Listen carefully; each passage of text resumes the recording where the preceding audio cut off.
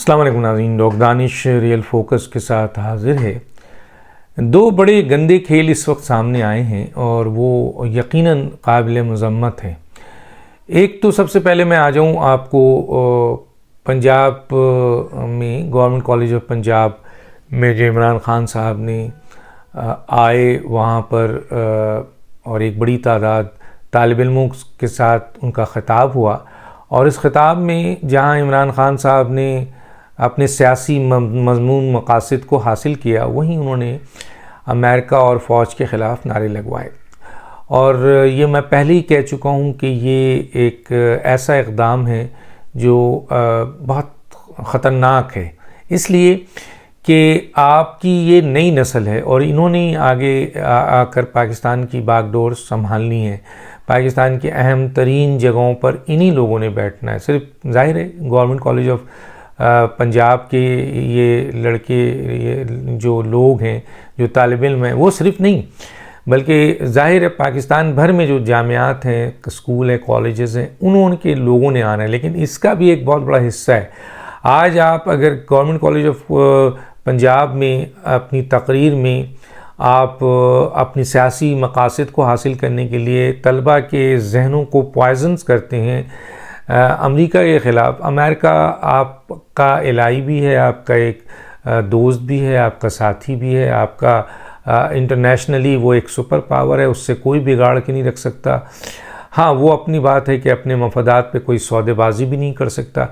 लेकिन इस तरीके से नफ़रत पैदा करना, इस तरीके से आप एक सुपर पावर के ख़िलाफ़ तालिब इल्मों में एक सियासी कद काट का आदमी जो कि वज़ीर आज़म भी रह चुका है, जिसको पता है कि जी बहुत सारी आपके पॉलिटिकल मजबूरी होती है, हुकूमत की मजबूरी होती है, इंटरनेशनल फ़ॉरेन मजबूरी होती है, फ़ॉरेन पॉलिसी की मजबूरी होती है, जिसमें इंसान ना चाहते हुए भी भारत से मुज़ाकरात करता है, डील करता है, अपने दुश्मनों से भी मिलता है। लेकिन एक खुल्ला आप एक मुल्क के, और वो भी सुपर पावर है, उसके ख़िलाफ़ अगर आप जहर उगलेंगे तो वो भी काबिल सताइश नहीं है, वो भी एक बहुत नुकसानदेह अमल है। दूसरी जो बहुत ही इम्पॉर्टेंट बात है, वो जो आपने जहर उगला और बच्चों में पॉइजन्स किए और वहाँ के तालिब इल्मों ने नारे लगाए फ़ौज के ख़िलाफ़, ये एक इंतहाई दर्जे का ख़तरनाक अमल है। क्योंकि आप नए इन जहनों को जो कि परवरिश पाते हैं, ये जहन अभी ग्रोइंग है, इनके दिलो दिमाग में बहुत आसानी से चीज़ें डाली जा सकती हैं। कहा जाता है कि टीनेजर जो होते हैं लड़के लड़कियां, वो उनको बहुत आसानी से मोल्ड किया जा सकता है एज़ कम्पेयर टू उन लोगों के जो बड़े मैच्योर हो चुके होते हैं। और टीनेजर में अमूमन लोग 19 साल लेते हैं, लेकिन कहा यह जाता है कि जनाब 16, 17, 18, 19, 20, 21, 22, 23, 24, 25, 29 साल तक, 30 साल तक के बच्चे जो होते हैं ज़हनी तौर पर इतने तालिब इल्म पुख्ता नहीं होते हैं। उनके जहनों को बड़ी तेज़ी से आप तब्दील कर सकते हैं, और अगर उनके जहन में एक दफ़ा एक बात बैठ गई तो यकीनन वो उसी को लेके आगे बढ़ते हैं। तो कल जो खेल खेला गया, कल जो पूरा का पूरा एक फ़ौज के ख़िलाफ़ एक मज़मूम साजिश की गई, मैं तो इसको साजिश कहता हूँ, इसलिए कि आपने उन बच्चों से फ़ौज के ख़िलाफ़, जो बच्चे अभी फ़ौज के बारे में कुछ जानते ही नहीं है, माँ सवा एक चीज़ के कि ये हमारी फ़ौज है, ये हमारी हिफाजत करती है और ये हमारी जान है, पाकिस्तान की जान है फ़ौज पाकिस्तान, इसके अलावा वो नहीं जानते थे। जिसको आपने बताया कि जनाब इस साजिश के पीछे जो है वो ये लोग नहीं है, पॉलिटिकल लोग नहीं है, इस साजिश के पीछे आपने एक अहम तरीन इदारे और उसके सरबराह को निशाना बनाया और फिर बार बार उनको पूछा और उनको उकसाया। और जब उन्होंने आपके उस सवाल का जो क्लियर कट आपने उनको मैसेज दिया था, उसका जवाब और रिप्लाई दिया, तो आपने कहा आप पास हो गए। गोया आपने बच्चों के जहनों में, तालिब इल्मों के जहनों में फ़ौज के ख़िलाफ़ पॉइजन्स कर दिया। अब वो 4000 तालिब इल्म थे, 5000 थे, 7000 थे, 3000 थे, चले माना बहुत सारे बच्चे शायद इस चीज़ को उन्होंने नहीं आपकी इन बात को लिया होगा, लेकिन एक तादाद में आपने उनके जहनों में भी डाला। अब उन बच्चों के जहन में ये चीज़ डली हुई है कि पाकिस्तान में आपकी एक हुकूमत थी और आपकी हुकूमत को साजिश से हटाया गया है और उस साजिश में अमेरिका भी शामिल है और पाकिस्तान की फ़ौज भी शामिल है। यानी पाकिस्तान की फ़ौज अपने मुल्क के ख़िलाफ़ साजिश कर रही है, ठीक है ना, यही आपने उनके जहनों में डाल दिया है। अब इसको निकालेगा कौन, किस तरह निकलेगा? यकीनन ये एक बहुत ख़तरनाक खेल है जो कि आपने खेला। अब इसके पीछे मुहर्रिकात क्या थी, ये कौन लोग हैं? ख़ुद वीसी जो जिसने कल एक स्टेटमेंट दी कि जी VC vice chancellor government college का वो एक सियासी शख्स की मौजूदगी में उसको अपना लीडर कह रहा है। तो कहने का मतलब है कि अगर आज आपने इमरान खान को बुलाया तो कल मोहतरमा मरीम साहिबा भी को बुलाएं माफ़ी चाहता हूँ, मरीम नवाज साहिबा को बुलाएं, वो भी एक सियासी खत कार्ड है। नवाज शरीफ को बुलाएं, आसिफ जरदारी को बुलाएं, मौलाना फजल रहमान साहब को बुलाएं, असफंदियार मली को बुलाएं, काजी आपके सिराजुल हक साहब को बुलाएं, इसी तरीके से अल्ताफ़ हुसैन को बुलाएं, इसी तरीके से आप तहरीक लब्बैक के साथ रिजवी को बुलाएं। अगर आप पॉलिटिकल लोगों को इस तरीके से एंट्री दे रहे हैं, क्यों? और आप दूसरी तरफ किसी जगह इंटरव्यू में कहते हैं कि जनाब शहबाज शरीफ या परवेज़ इलाही आते हैं तो वो सिर्फ एक सियासतदान नहीं होते, वो हुकूमती पोर्टफोलियो उनके पास है। अगर वो आते तो वो एक हुकूमती पोर्टफोलियो ऐसी दर्जगाहों में जाते हैं, वो आपके कॉन्वोकेशन हो या दूसरी चीज़ों हो उसको प्रिजाइड करते हैं। लेकिन पॉलिटिकल लोगों को और फिर उसको लाकर बैठाकर आप उसको अपना लीडर भी मानते हैं और फिर वो साहब जो है वो फ़ौज को मलाइन करते हैं और अमेरिका को मलाइन करते हैं, पाक फ़ौज के सरबराह को मलाइन करते हैं, नारे लगवाते हैं और ख़ामोशी से आप बैठे होते हैं। तो इस शख्स को तो मेरा ख़्याल है परवेज़ इलाही साहब को भी चाहिए और जो वहाँ गवर्नर हैं इस शख्स को सैक किया जाए। ये शख्स इस काबिल नहीं है कि इसको किसी इंस्टीट्यूशन का वाइस चांसलर बनाया जाए। फौरी तौर पर इस वीसी को, जो कि किसी सियासी जमात का कारकुन है, उसको यहाँ लाकर बैठाया गया है, ये गलत है। इसको फौरी तौर पर निकाला जाए। यकीनन अगर आज परवेज़ इलाही साहब ने फ़ौज के ख़िलाफ़ नारे पे इस वीसी को नहीं निकाला तो यकीनन एस्टेब्लिशमेंट ये सब चीज़ देख रही है कि कौन कहाँ पे खड़ा है।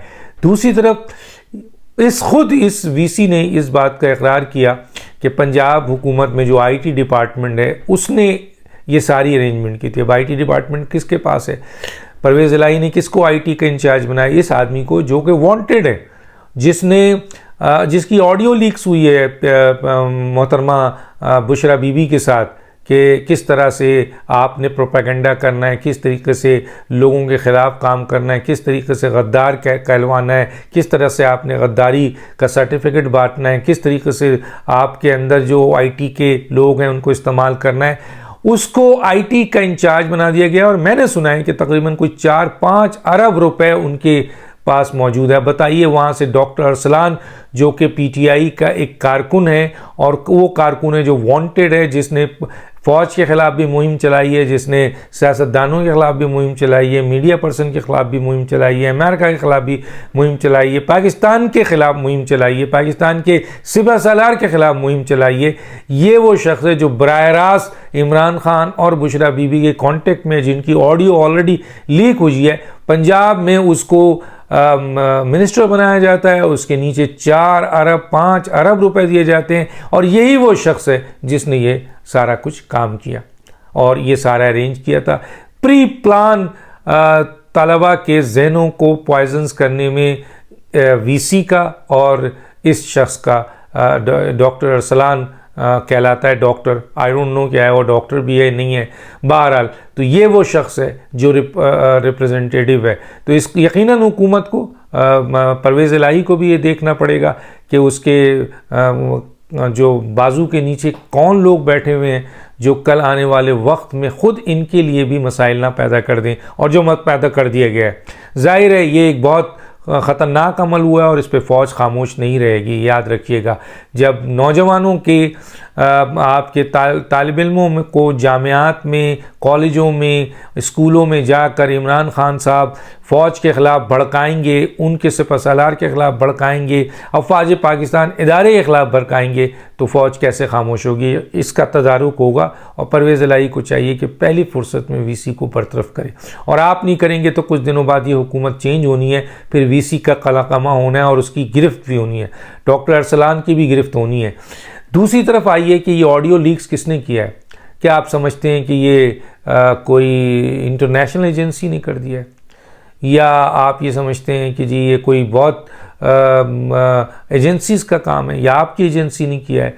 तो ये बात जो हमारे सामने अब तक आई है वो ये आई है कि ये एजेंसी ने नहीं किया है, ये पाकिस्तान की एजेंसी का इन चीज़ों से कोई ताल्लुक़ नहीं है। उन्होंने इस तरह की कोई बक system, prime minister house, interior ministry, आप देखें इमरान खान कहते हैं कि राना सनाउल्लाह जो कर रहा है वो सब मुझे पता है कि वो क्या इक़दाम कर रहा है। इसका मतलब है इंटीरियर मिनिस्ट्री में भी बक मौजूद है, प्राइम मिनिस्टर में ये बक मौजूद है। कौमी सलामती कमेटी की मीटिंग होती है प्राइम मिनिस्टर हाउस में, बहुत अहम इश्यूज़ पे बात होता है। इसका मतलब ये है कि जो क्लेम कर रहा है, जो ये कह रहे हैं कि मेरे पास 8 GB और कितने GB का जो है वो पूरा डेटा मौजूद है और वो रिलीज़ करेगा, तो इसमें कौन लोग शामिल हैं? एक बहुत अहम ज़राए के ज़रिए कहा यह जा रहा है कि PTI की हुकूमत जाते जाते उनके चंद अहम लोग इस काम में जो है वो, आपको याद है कि सेनेट के इलेक्शन में कैमरा छुपा के फिक्स किया गया था, तो उस वक्त जो है वो कैमरा जो है वो फिक्स किया गया और इसमें फिर पकड़ा गया और फिर सामने आया कि जनाब ये PTI ने पूरा एक गेम खेला था और उसमें कुछ अहम तरीन लोग भी शामिल थे और ज़ाहिर उनका ताल्लुक़ एजेंसी से भी होता है। मैं आज आपको ये भी एक बात आपको बताता चलूं, और ये बात अगर एजेंसी के सरबराहों तक भी जा रही है तो मैं ये बता दूं कि चंद ऐसे लोग हैं जिसकी बाज़गश मैं सुन रहा हूँ। इस्लामाबाद में तो मैं नहीं हूँ, लेकिन इस्लामाबाद के जो सहाफ़ी हैं, ये जर्नलिस्ट हैं या वहाँ अहम तरीन लोग हैं, उनका ये कहना है कि कुछ ऐसे डाई हार्ट लोग अभी भी एजेंसी में किसी जगह पर ऐसे बैठे हुए हैं। एक तो साहब जिनका जिक्र सभी जानते हैं, मैं उनका जिक्र क्या करूं, लेकिन ज़ाहिर है उनसे रिलेशन में चंद अहम तो अभी भी एक्टिव ऐसे लोग बैठे हुए हैं जो अपने बॉसेस को जो है वो गलत इन्फॉर्मेशन दे रहे हैं। नीचे कुछ होता है लेकिन PTI को प्रमोट करते हैं, PTI के फेवर में बात करते हैं, PTI को बढ़ा चढ़ा के बात करते हैं। अभी लॉन्ग मार्च का सिलसिला होने ही वाला था, सुनने में आया है, मुझ तक भी ये बात पहुंची हुई है जो मैं आप तक बताऊं कि ये चंद लोग जो डाई हार्ट सपोर्टर हैं, जिस तरह VC सपोर्टर है, वर्कर है, इसी तरह ये भी लोग सपोर्टर हैं। इन सपोर्टरों ने ऐसा तासुर दिया कि शायद ये लॉन्ग मार्च हो जाए तो फिर ये GHQ को उड़ा देंगे, तो ये पूरा पाकिस्तान पकड़ लेंगे और फिर ये बहुत बड़ी तादाद में लोग आएंगे। लेकिन जाहिर है इसके काउंटर में एजेंसी के और भी लोग हैं जो कि फैक्ट रिपोर्टिंग कर रहे हैं और सही रिपोर्टिंग कर रहे हैं, और उसके ऊपर वो ये चीज़ बता रहे हैं कि जनाब अली ये सब चीज़ें कुछ नहीं हैं और इमरान खान के पास वो लोग ही नहीं हैं जो कोई लॉन्ग मार्च कर सके, और कोई जलसे और जुलूस तो कर सकते हैं, इनके पास वो क्राउड ही नहीं है जो कि रियासत और हुकूमत से टकरा सके या बड़ी तादाद में इन चीज़ों के लिए आ सके।